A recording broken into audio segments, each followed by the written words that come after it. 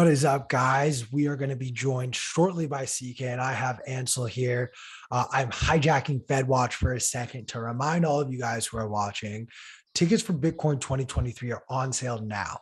I know they were crazy expensive, especially over the course of the last 3-4 months leading up to the conference. Well, right now, tickets are cheaper than they've ever been, and they will only go up in price from here. Use promo code FOMO and get 10% off. Join us. I cannot say where it's going to be yet. It's TBD. I can confirm it will be in the United States if that is helpful for anyone else. But, if I get my way, it'll be somewhere sunny and warm. If Alex gets his way, it'll be somewhere sunny and warm. And if David Bailey gets his way, it'll be somewhere sunny and warm. So that'll be the only hint I give you. And also, I believe at the end of this week or maybe at the end of next week, all of our conference swag that I'm wearing our Sound Money Fest t-shirt. Alex is wearing the B22 hoodie. The 22 hoodie is not for sale. Unfortunately, I realized that. One lucky viewer did receive it. It is in the mail for you right now.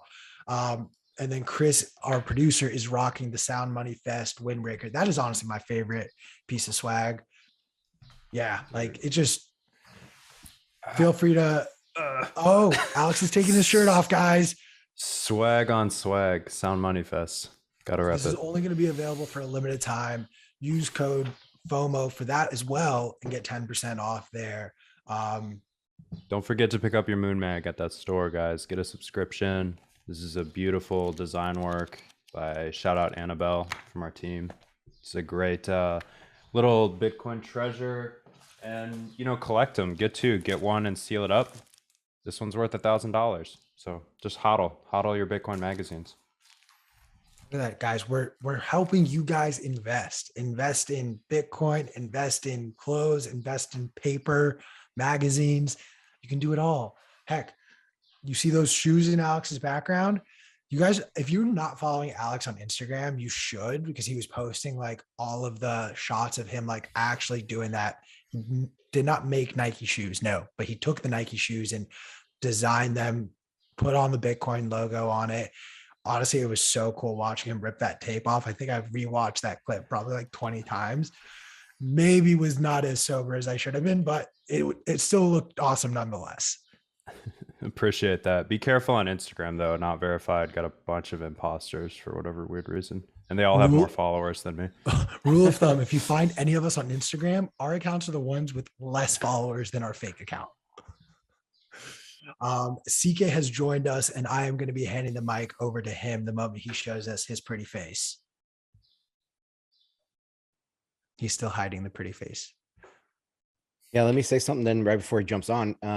If you guys listen to Fed Watch every week when we go live and you guys have questions, pop them in the chat and hopefully we can get to them and answer them at the end of the show right before we sign off or something like that.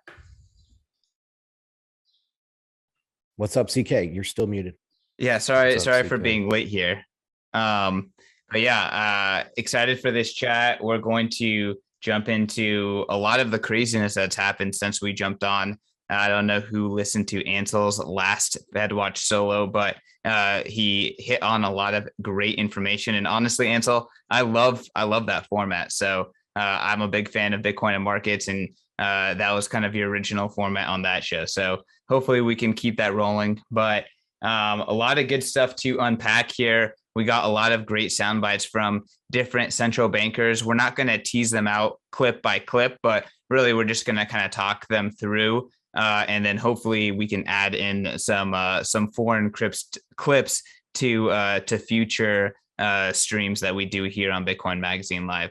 Ansel, do you want to kind of jump into high level what you saw from this IMF debate, other than the fact that it performed less well than Bitcoin 22 content on Bitcoin Magazine? Really insane to see Bitcoin Magazine outperforming CNBC streams with central bankers from the major central banks and financial institutions and governing bodies. But I mean, I guess that's what the people want.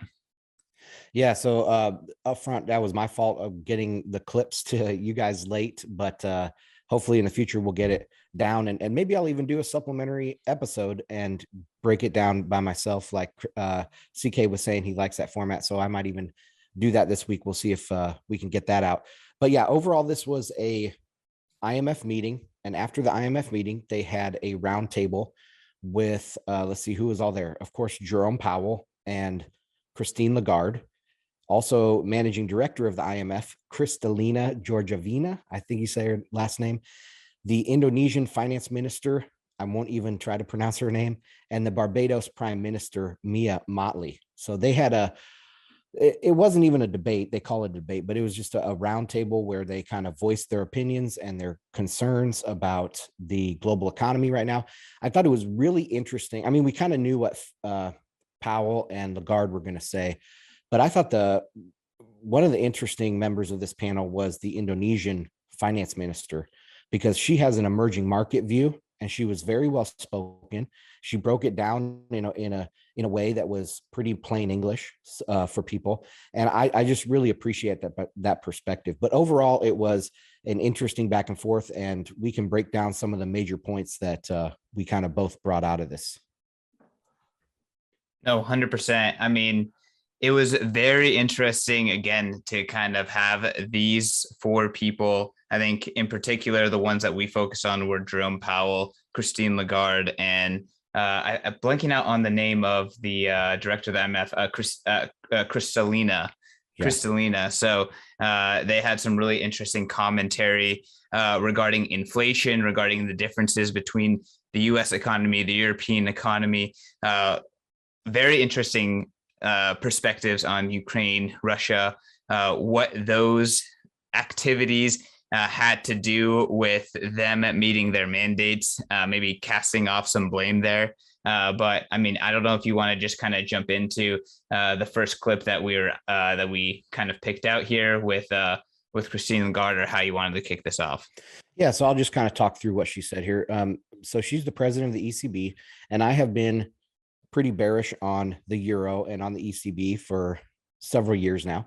And she said that their main risk was towards higher inflation. If you had to pick whether they're going to overshoot above their target or below their target on inflation, she said the risk is to the upside. And then she said the risk to growth was on the downside. So they are in a very tough situation. They can't tighten because the risk is to the downside on growth. Then they would go, it would put them directly into recession. Now, Powell kind of responded to that, and he said that the U.S. economy was much more robust, and so they had more room to be more hawkish, where Lagarde said that she had this owl pin on, and she's like, I'm not a hawk or a dove.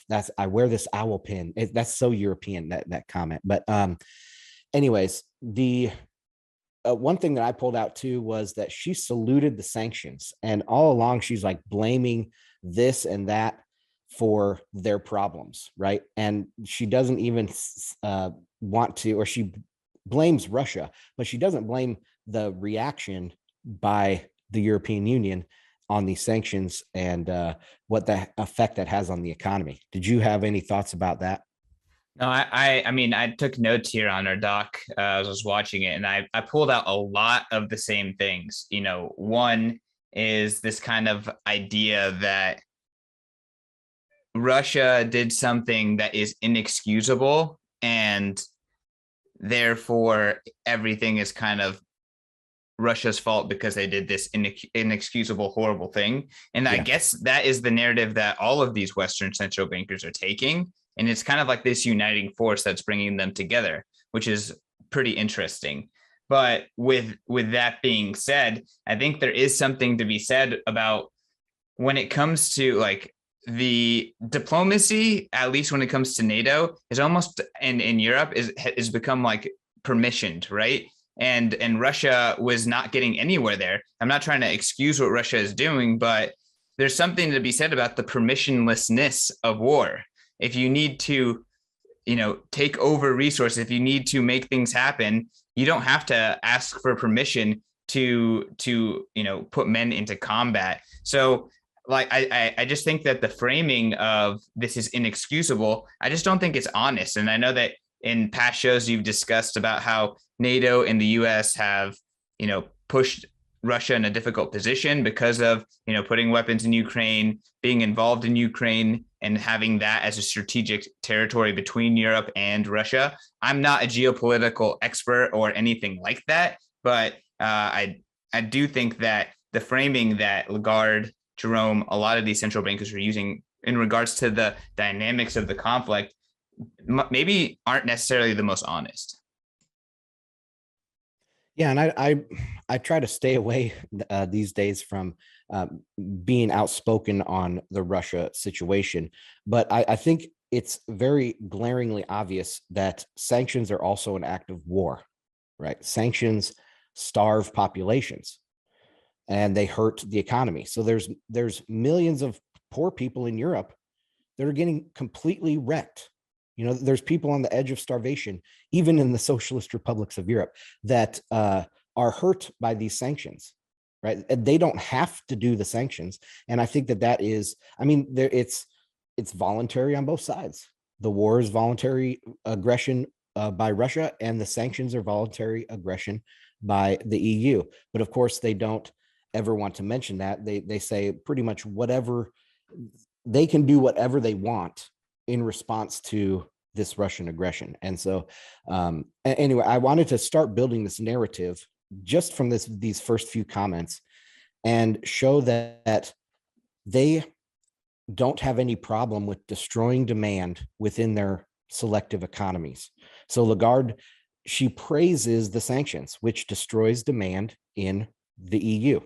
And Powell, a little bit later, we'll probably cover this, that, you know, he talks about destroying demand in the US, and they have no problem with that. Well, so what, and this is kind of jumping ahead, but what Powell is talking about, how the central bankers can't control the supply side aspect. And obviously other things that, impact that. That's supply chains, that's politics, that is foreign relations, that's war. That is what affects the supply side. But what they can control and manipulate is the demand side. And I think that is a very key theme that you're bringing up here. Yeah, absolutely. So let's move on to that next one. We'll have to skip ahead quite a bit, because then they start talking about actually what makes up this inflation. Well, let's not skip ahead. Let's not skip ahead. I do want to say on one more thing with Lagarde.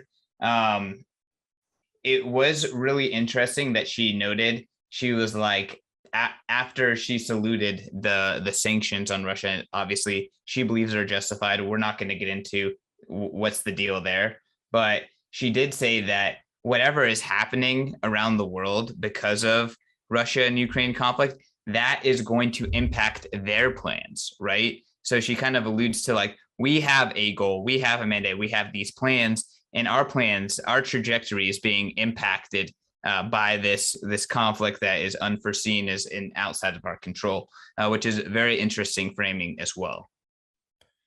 Yeah, we've heard that over the years from Federal Reserve chairman as well, where they want to blame the global economic situation for maybe some indecision on their part. And Lagarde does kind of sidestep multiple, they try to pin her down, like, when are you going to actually stop QE? And, she's like, oh, we have to see when it's going to be appropriate. So, they use these geopolitical situations to sidestep making a firm commitment, which is understandable. I mean, they are data dependent, and they said that on this roundtable here, that they are data dependent. And I always like to point out, if you're acting after the data comes in, that means you're a follower. You're not leading the market. You're not moving the market. You're actually following the market. Yeah, I mean, ultimately, markets are in control. It's just these central bankers are throwing wrenches into the system, right? I think that's the key of FedWatch, guys. This is our underlying message: is that these central bankers, they are not in control. They're a part of a bigger system, and all of their interventions, they have unknown effects. And they talk about it on this panel. They talk about how there's unintended effects of what they do. Sometimes they don't think about those unintended effects. They're just thinking about their specific objectives. And the reality is that I found it really weird watching them, these four people even they could have sounded intelligent and reasonable. And oftentimes they do out of context, But when you like think of like when you zoom out and you're like, wow, these people, no matter, you know, are controlling massive institutions that have massive impacts on human suffering and human I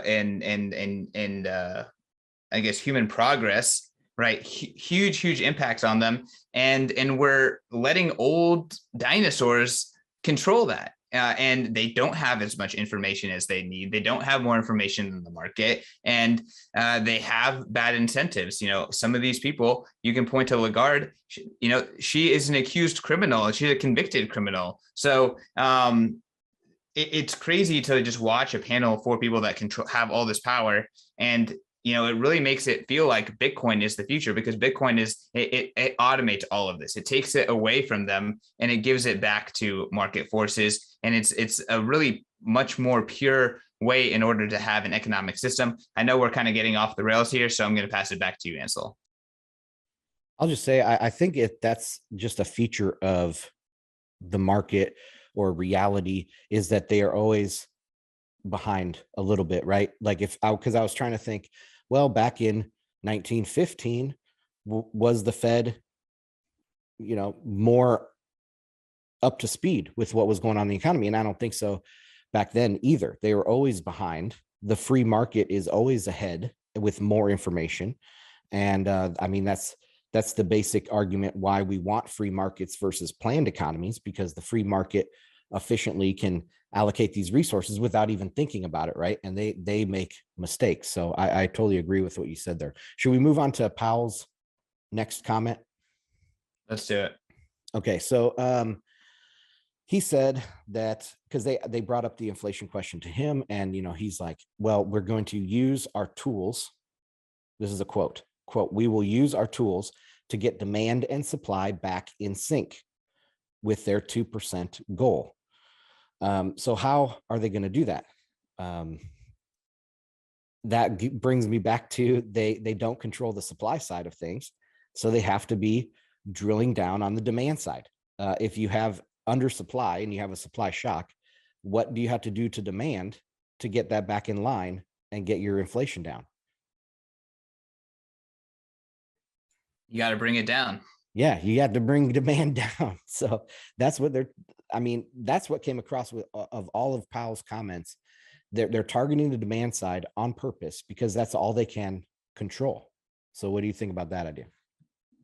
I mean, it's obvious that that's what they're saying. It's just when you put it into layman's term, it's a lot more sinister. And again, they're calling it controlling, or they're managing, or bringing it back in sync. But what they're actually doing is they're manipulating. That's the key word here.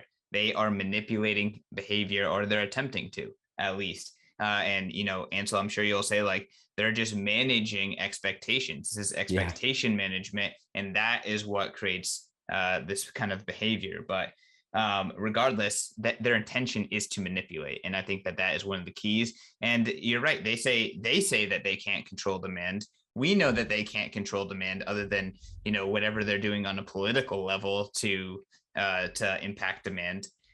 But they can, you know, theoretically, their tools should affect supply. Or sorry, they can't control supply. They can't. I'm completely blowing it, guys. They can't control supply, but their tools allow them theoretically to control demand, and that's what they're going to try to manipulate. Yeah, I mean, they can't control supply in one aspect. They can put sanctions on countries, right? So like they can seize the Russian central bank's assets, and that's going to put supply down, right? But they can't manipulate supply upwards.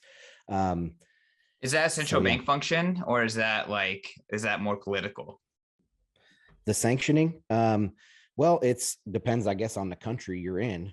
Powell was very upset that they put the sanctions on the Russian central bank, because he was worried about what it would do to liquidity in the, you know, global financial system.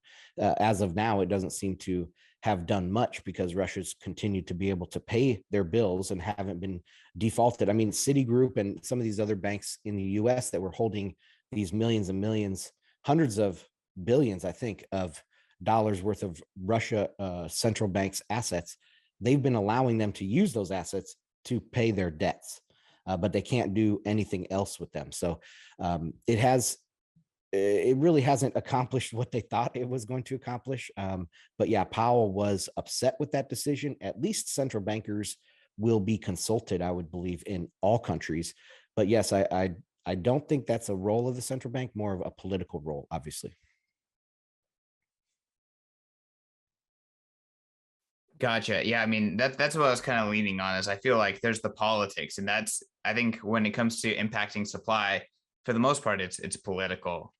When it comes to sanctions, war, that kind of thing. Let me break in there real quick too. That's one reason why Raskin was not put on the board of governors, because she wanted to use monetary policy to direct capital away from fossil fuel companies. And that did not seem to be appropriate. So the Fed at least tries to be apolitical, but that's not guaranteed. I mean, Lagarde didn't sound like she was apolitical up there, did she?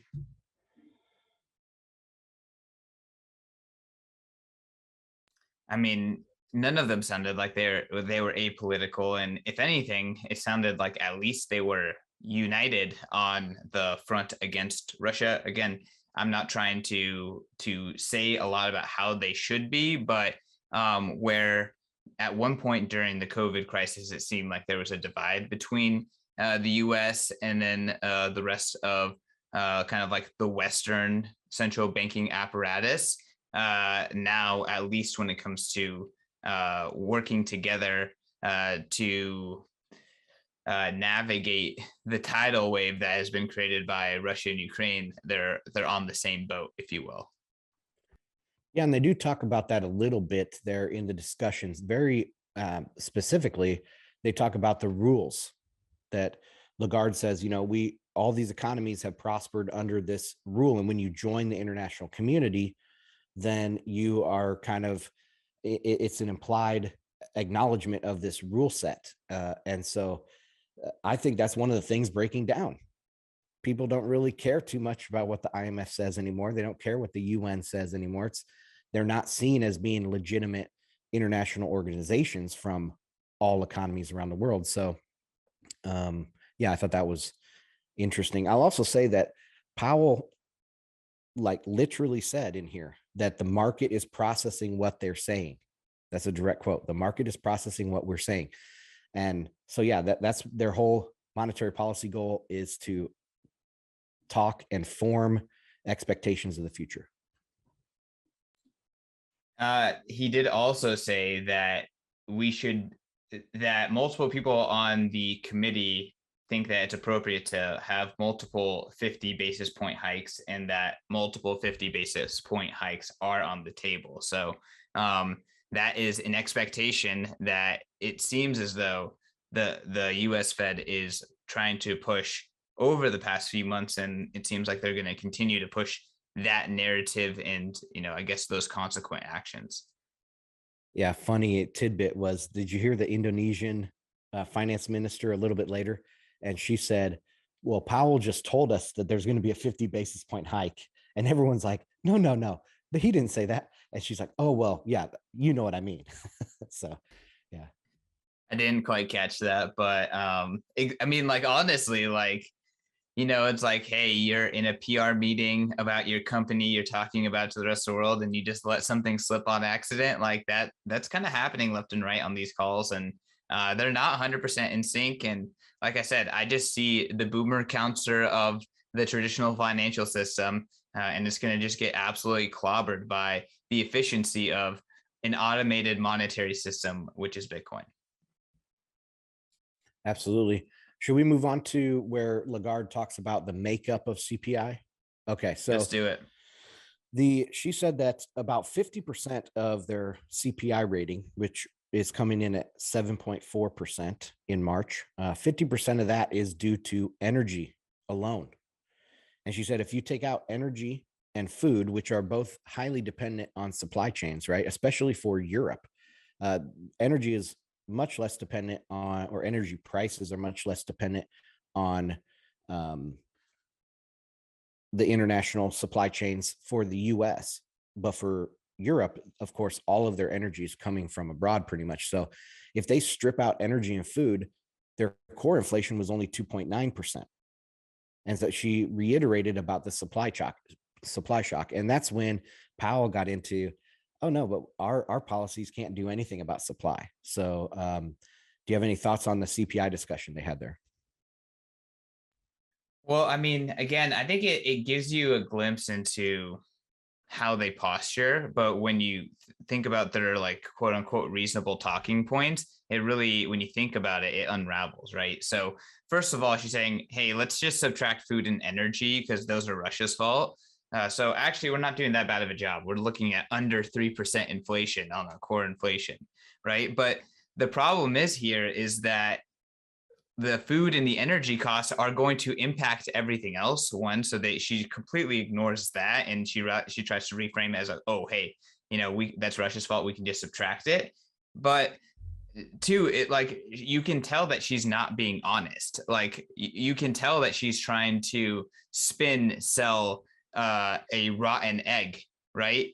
She's saying, hey, like things are bad, but it's not our fault. We're doing a good job. Like the core CPI, that's what we're dealing with. She's not trying to educate people on the impacts of the complex global economy. And it makes you really question these people's intentions and the incentives that they're operating by, right? So, I mean, sure, hey, you can frame it however you want, Christine Lagarde, but you're a snake. You're trying to deceive the public on the reality, and ultimately you are screwing up. You are blessing and saying good job on the sanctions that are causing these price hikes that are hurting the lowest people in your constituency. So I mean, like these are the people that we're fighting against. Like this is what Bitcoin is here to eradicate. Yeah, and a very important part of that is, we reached this fragile place where energy is 50% of their CPI because of their past decisions, right? Like the way that the economy has evolved under ECB stewardship has put them in a place now that the CPI is rising. So any way you slice it, the ECB, at least their narrative, their push towards globalization and fragility of the credit system and all of that has put them in the place where they are today. But I have to point out as well that it's a hard job to measure inflation. And I mean, it should be easy, right? We should be able to say how much money was printed. That should be the inflation rate. But of course, we can't do that. So what they have to do is try to decide what percentage of consumer prices is made up of energy, and then how much are the sanctions or the supply chains affecting those prices changes. And it gets really, really overly complicated very, very quickly. And the reason why they can't just say, we printed this much money, that's the inflation rate, is because they don't really print money.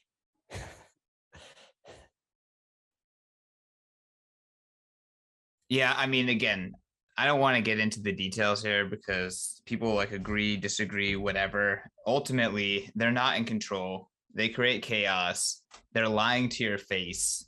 They're going to be automated away. Let's keep breaking down, this BS. Let's go to the next clip, right? So I think, what is it? This next clip was regarding, the next clip here is specifically, targeted towards Powell, but talking about globalization and the impacts of globalization. I have to give a shout out to the moderator. She was asking good questions. She was framing things in order to try to get them to talk about things that are a little bit outside of their scope of control that crisscrossed their jurisdiction. So shout out to the moderator, but she got them to start commentating on let's just say the reversal in globalization and the onshoring of a lot of production in these places that have gotten very used to, importing a lot of stuff from cheaper production hubs.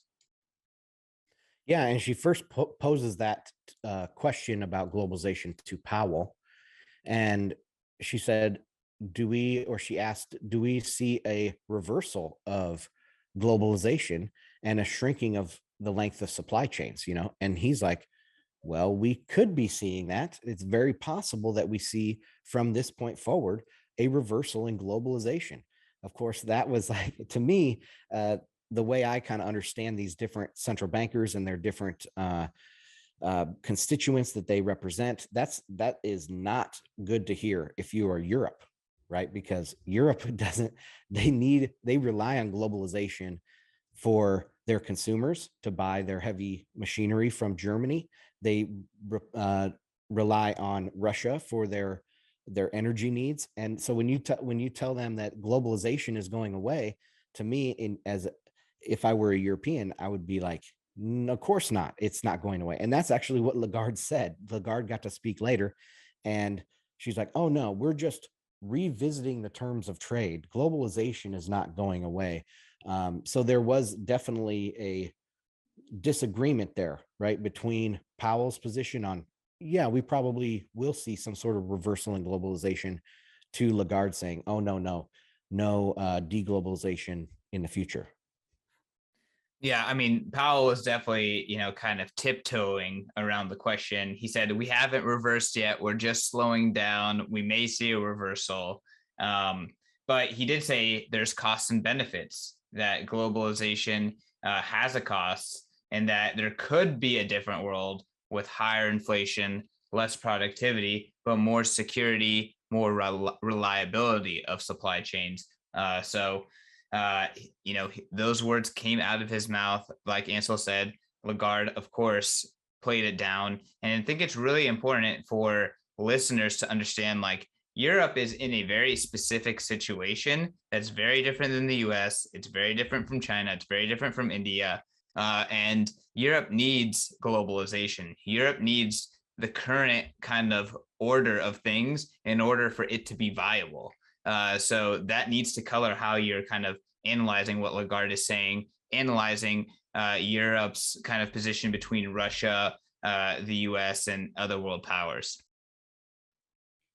Yeah, that's one reason why the Europeans went out and were colonialists, right? They went out to colonize these places and create a complete self-sufficient economy, where the US doesn't necessarily have to do that.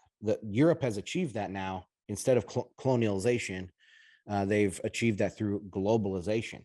And the US doesn't really need to worry about that too much, because we have a relatively self-sufficient economy. And I would say maybe the Eastern Asian countries are relatively self-sufficient as well. So Europe is in a very unique position on the map, and that drives their need for globalization. Yeah, for sure. Another thing I thought was interesting was the Indonesian prime minister. She brought up a good point, and she said that there has been as an emerging market, head of an emerging market bank, she noticed that change from using the term efficiency to security, and that her idea of kind of the emerging market consensus, or the feeling out there in emerging markets, is that globalization is on a shaky ground.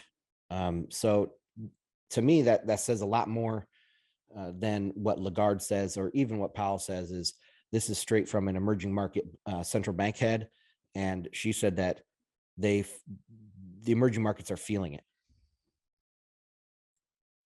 I mean, again, it's the people who need the efficiency, who run the tightest margins, who make the least amount of money, who feel it the most. And that's the emerging markets. That's the poorest in developing markets. So it makes sense. And again, I can't help but just think of, like, Bitcoin is the ultimate solution to kind of fix a lot of these issues. I don't want to be too hyperbolic here, but again, like, for all of these issues, there's Bitcoin. It's just interesting to think about how, the world is turning to security. The world is valuing reliability. Oh, guess what? We have the most reliable, most secure, most decentralized, most localized protocol for value ever. And it's, burgeoning here in the last 12 years, just in time, right? And of course, we talk about Satoshi Nakamoto's timing and the message in the Genesis block, Chancellor on the brink of the second bailout, and how a lot of what has gotten us to this point in the fiat system has colored why Bitcoin was created in the first place. But it just makes me bullish. I mean, Ansel, you've been following this space for a long time. Have you seen kind of the thesis that Bitcoin critics have against the traditional system just continue to play out? And how has it colored your kind of certainty or confidence in this new versioning system that is Bitcoin? So you mean the narratives that we hear in the sound money space leveled against the status quo? Yeah. Well, yeah, man, I've been following this since roughly the year 2000, maybe 1998, when I was a senior in high school. But I think it's played out to a degree, but it's a lot slower. And the reason why that is, I mean, stop me if you don't want me going down this road. But at first I thought it was going to be this inflationary end, right? Because the gold bugs, the sound money folks, they said that we're printing a lot of money and there was going to be this inflationary end. But the reason why they've been able to kick the can so much is because it's actually a deflationary end. And all you need to do to stop a deflationary collapse is take out more debt. But you can't ever solve it. You just kick the can down the road and you lose a little bit of growth and you lose a little bit of productivity and you go on to the next crisis. So I think things are definitely playing out. But yeah, and since Bitcoin's been around, it's definitely sped up and it's definitely become more mainstream. Everybody knows about Bitcoin that you talk to out there. Everyone's heard the arguments of Bitcoin. And so it's definitely getting much more into the common man's knowledge set about what's going on. And remember that quote, was it from Henry Ford or one of the Rothschilds or whatever, that famous one about if the people knew how the money worked, there would be a riot tomorrow or something like that. So Henry Ford, yeah. I think that's Henry Ford, yeah. So it's getting more and more like that, right? We're approaching that singularity of where people understand how the system works, and there will be a movement, a revolution towards a new type of money or a new type of system, and that will be Bitcoin. Yeah, no, I mean, again, I don't know how many of y'all have read The Mandibles, but it's a book that's kind of making its way through the Bitcoin sphere. And I don't want to, spoil too much of the book, but in the book, the average people that are like living through the time period that it's talking about, money is something that they're hyper aware of, and they are very aware of what's happening in the markets, and they're very aware of what it means to be a reserve currency of the world and what is the reserve currency of the world. And I think that that's something that Westerners don't experience, but maybe people, in the global South, people in third world countries, they know all too well what it feels like to not have a secure, sound, reliable monetary system, and having to think about what's happening globally a lot more in the grand scheme of just getting the goods, services, resources that you need. So I think, like you said, the awareness of the problem is growing, in the understanding, the arguments for why sound money are growing. And I'm excited for the singularity. I'm hopeful that the Bitcoin economy continues to grow as the awareness of the problem grows, and those two things speed up people realizing that, hey, the solution is here, it's Bitcoin, and we can just continue to use it and move off this broken system.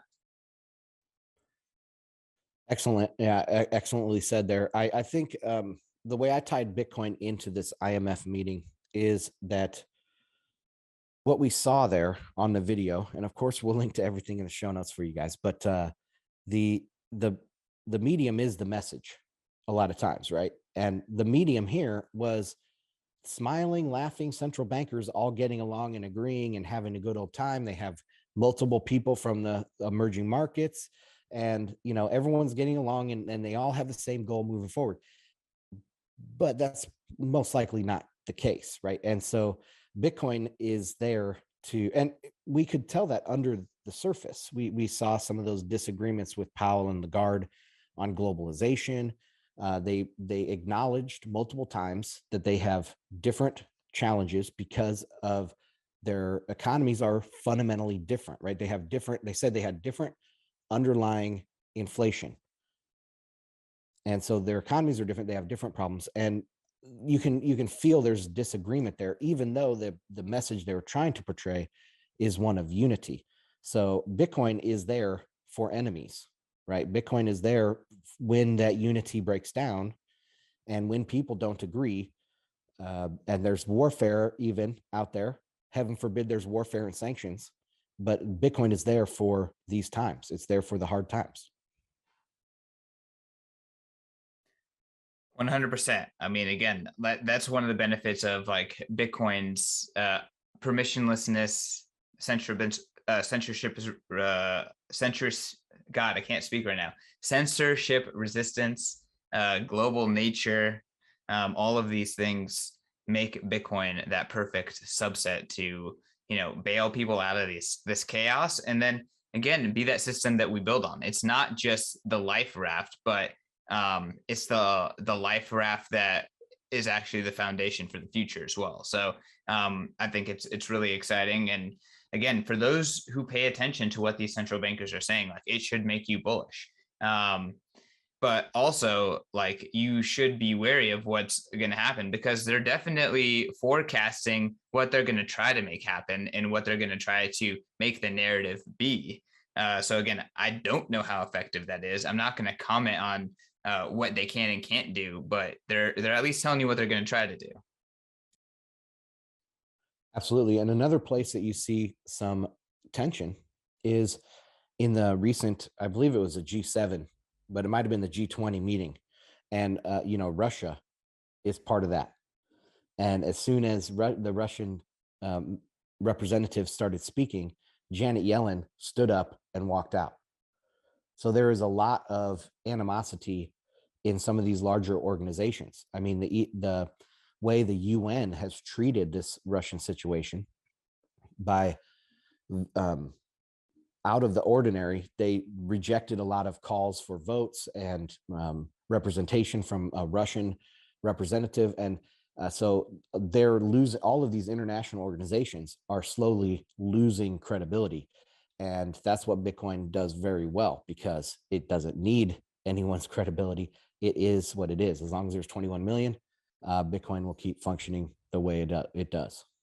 Well, I mean, and at the beginning, we talked about how this is kind of an idea that is pushed and framed by Jason Lowry, but war is permissionless, right? And I'm not trying to say we should use war, but that is a feature of war, is that it is permissionless. You don't have to ask for permission to wage war, especially if you are a national power. And then you look at diplomacy in the UN, international diplomacy in the UN, and different aspects of trying to, work with Europe, work with the West, work with other countries abroad.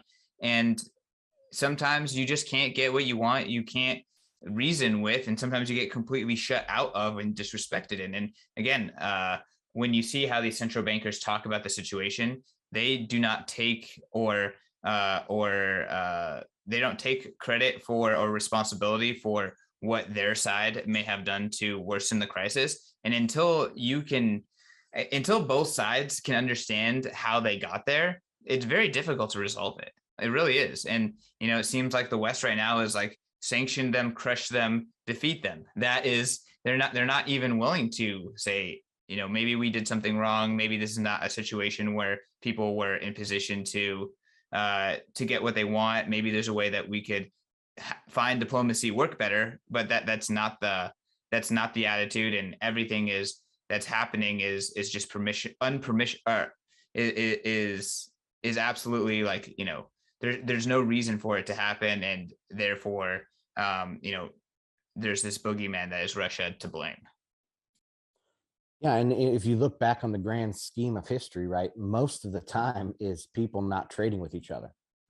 And there are zones of control and regions of influence. And that's why Powell said in this IMF thing, he called it friend shoring. And I've never heard that term before, but obviously it would be a smaller group of trade partners, and you shorten your supply chains to those select few in your smaller partnership of trade, or your trade organization. No longer will we have the WTO, the World Trade Organization, but we might have like the AUKUS trade organization, or the EU and Northern Africa trade organization, or something like that, right? So there's going to be these smaller regions of trade, and that is if you go back in history, that is the standard throughout of all of history. The thing that's non-standard is these last 50 years where we've had an international order.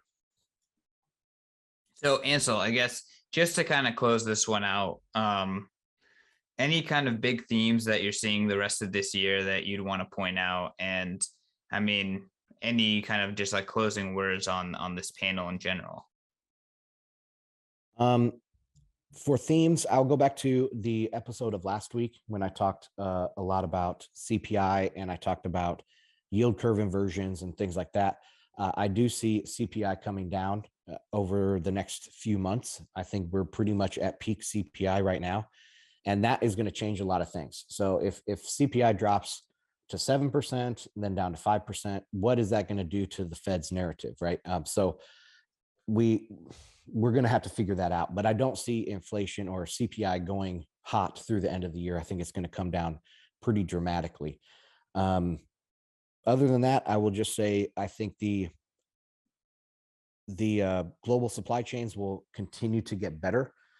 I know that there is stuff going on with China, but we have already learned from 2020, a lot of people diversified their supply chains. And so this time around on the lockdown, I think the effects of a Chinese problem in the supply chain will be much less than it was in 2020.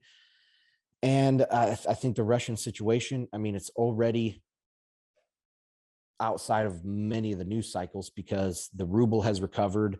The economy seems to be doing okay in Russia. And the big fallout is in the EU. It's not actually in the Russian economy. So I think supply chains will get better, but CPI will come down.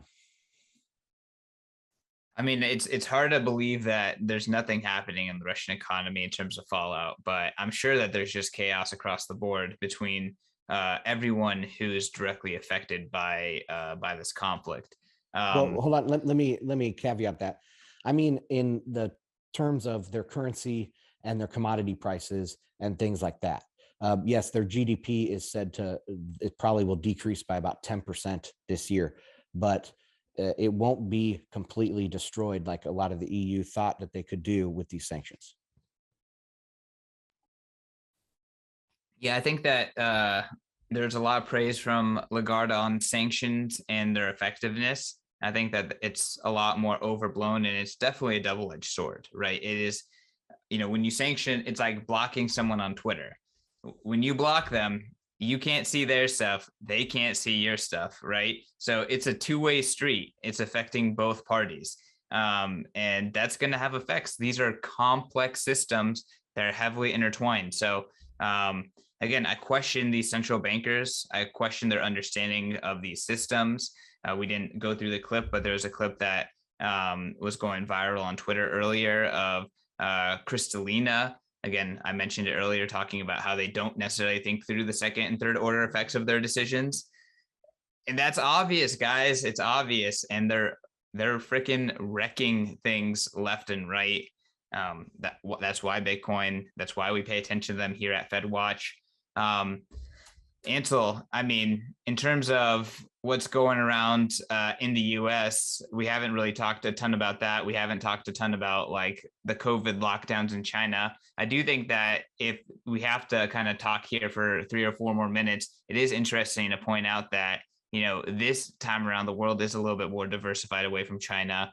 And we're seeing like horror stories of lockdowns in Shanghai and things like that. And then on the flip side, there's massive public events in the West, and especially in the US, where we're seeing kind of like immunity to this overreach a second or third time around. I don't know if I'm praising the West too much today, but I'm kind of curious what your interpretation of this East-West, China versus US kind of reactions to the COVID developments. Yeah, I think you hit the nail on the head. Sorry, I hit my mic there. You hit the nail on the head with the diversification of the Chinese supply chains. And if they haven't done it yet, they at least have plans to do it. And they've thought through it. They've run some of the, cost benefit analysis of doing it in many of these companies. And so as they see these supply chains breaking down once again in China, they're going to have a much better idea how to handle it now. So yeah, I don't think it's going to be nearly as big of a deal. Plus, we have demand slowing in the United States. So yes, we have a shortage coming from China of goods, but we also have demand falling in the US. So I think the effects of this will be much less. You also mentioned the West and not pursuing similar lockdowns, or maybe that they have seen the error of their ways and they won't pursue similar lockdowns. But I kind of, I've been talking about this pendulum idea for a very long time, where the progressives got so far on one side that it's bound to swing back the other way. And now we see things like Netflix crashing in value. Some people say it's because of like woke type programming. Then you have CNN Plus crashing and burning, which is, obviously a propaganda arm of progressives. And you see Disney getting kind of smacked around down here in Florida. And then we see Twitter getting taken over by Elon Musk. So those are just four major things happening just in media that tell me that this I guess, public appetite or public resistance to this type of hardcore lockdowns is really taking shape. And it's not going to happen again because the pendulum has swung back and people are waking up to the power that they actually do have in the role of politics.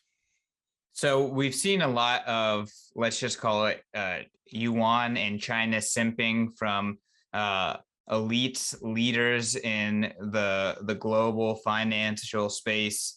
Ray Dalio, Warren Buffett, Warren Buffett, Charlie Munger, and many, many more. Why are you bullish on the West? Again, like when I see Shanghai and see like the horror threads that journalists are posting from there, like there's no reason to the reaction of the state. It's almost like an autoimmune disease to some degree. And I'm kind of curious, like, I agree with you. I'm bullish on the West, at least to some extent throughout this. I'm not going to simp China and the yuan, but what's your logic here? And then we can wrap it. Well, some people might say I'm simping for the US, but I think that the US in particular, my position is the US is best suited for the coming couple decades, not necessarily the West in general, the US. I think Europe is going to have major problems. We already see some, like Jeff Schneider on Twitter, he talked about that there could be an ulterior motive behind some of these lockdowns in China. And I responded, I said, scary version is that this is some political opponents of Xi trying to stoke civil unrest. And I don't know. I think that most other places in the world are going to have a very hard time in deglobalization and in the credit collapse, but the US is not perfectly suited. We're not perfectly insulated from it, but we are the most insulated economy. So that's why I'm bullish on the US in particular and not the West in general. Gotcha. So bullish on the US in particular. You are my favorite US and USD and Tether simp, Ansel. So you brought a lot of signal with that position, but let's just call it what it is. You're a simp. And yeah, y'all Bitcoiners, come here to Fed Watch, come listen to me just ramble about central bankers being bad and Ansel simping the US dollar. That's what we got today. Follow me at CK_snarks. Ansel, where can people find you? Bitcoinandmarkets.com. I do a podcast there. I also do a free weekly newsletter every Friday. So go to bitcoinandmarkets.com and sign up for the free membership. All right, y'all. Let's send it back to the crew.